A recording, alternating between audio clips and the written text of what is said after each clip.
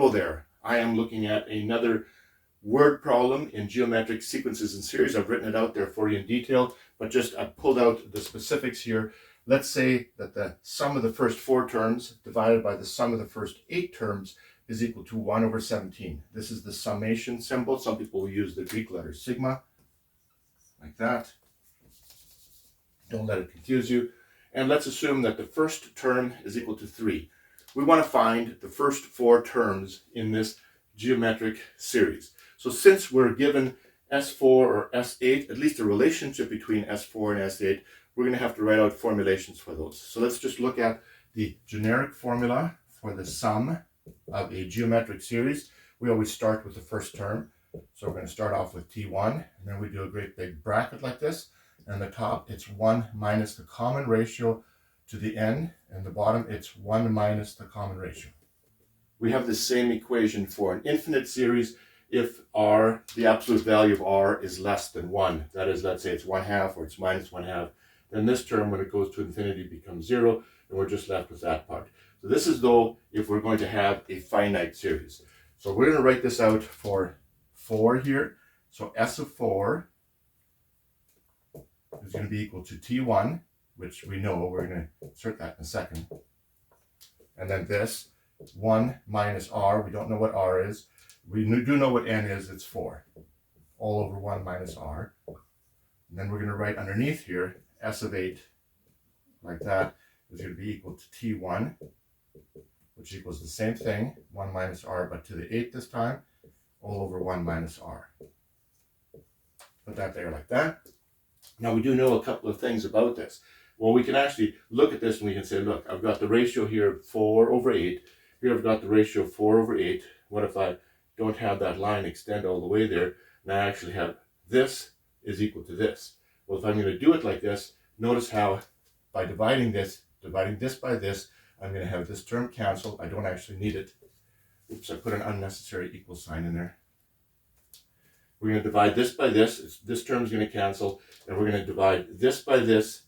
This term will actually cancel as well, and it's going to be this over this. So let's just rewrite this. I'm going to rewrite this over here where I have a little more room. But before I rewrite it, realize that 4 over 8, the sum is 1 over 17. So let me rewrite that right here. This is 1 over 17 here.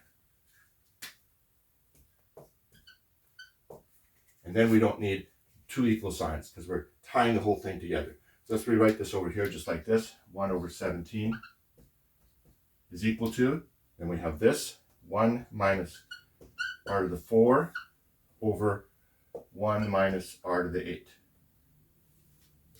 At this point, we still don't know exactly how to solve that, but we do have something where we have a fraction on the left side and a fraction on the right side. Fraction and a fraction. So why don't we try cross multiplying that? We're going to take this here, this term here, and multiply it by this term here.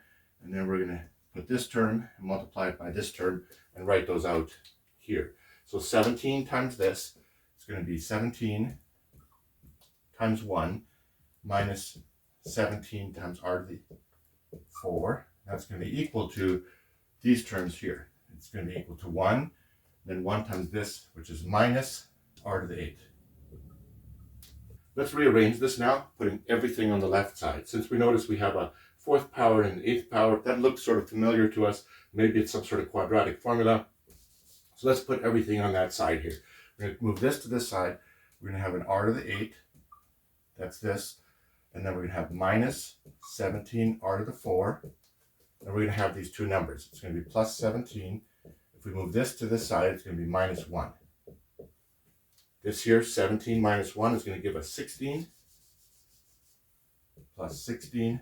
Now, it looks a lot like a quadratic formula, except this is to the 4th power, and this is to the 8th power, and this is to the 4th power. If you wanted to, you could replace it. You could make u equal r to the 4th, and then this would be a u and a u squared, if that helps you to think through it and to visualize it.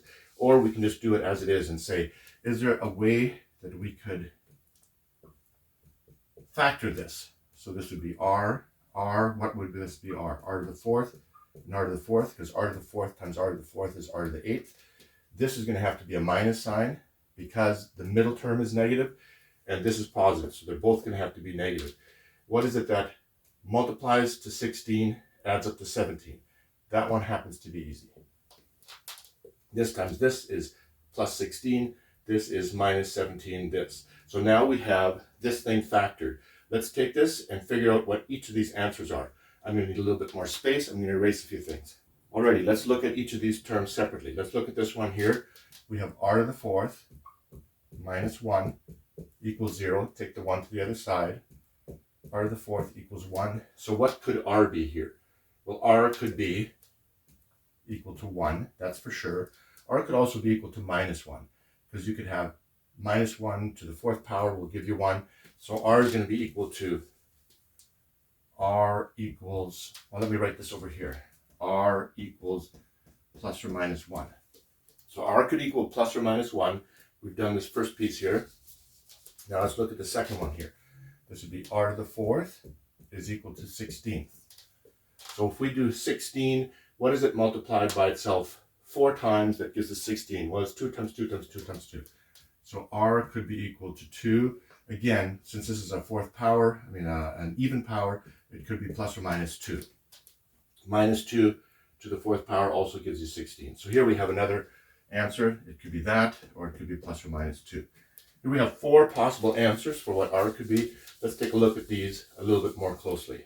First of all, we have the idea that r could be plus or minus 1.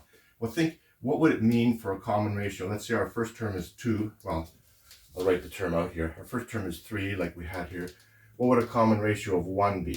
A common ratio of 1 means the second term is 3, third term is 3, next term is 3, and that's going to be quite meaningless here. So that's quite a meaningless. And the same thing if this was minus, then the second term would be minus, minus 3, minus 3. Again, it's quite a meaningless kind of geometric sequence, or a geometric series in this case, if I'm going to add them up. So we're going to discard this. That's like a meaningless uselessness. So let's assume that our common ratio is plus or minus 2. What if the common ratio is 2? The first term is 3. We want the first 4 terms. 1, 2, 3, 4. So this would be if r is equal to 2. First term, multiply by 2, and we're going to get 6. Multiply by 2, multiply by 2. Pretty simple. Now what if r is equal to minus 2? First term is still 3. That was given to us. The second term is going to be minus 6. And now we're multiplying minus by a minus. So it's 12. And then minus 24. And somehow this here, even this one or this one, even though we're alternating here with negatives, that the ratio of the summation of the fourth term to the eighth term is 1 over 17 for either of these, which is really interesting.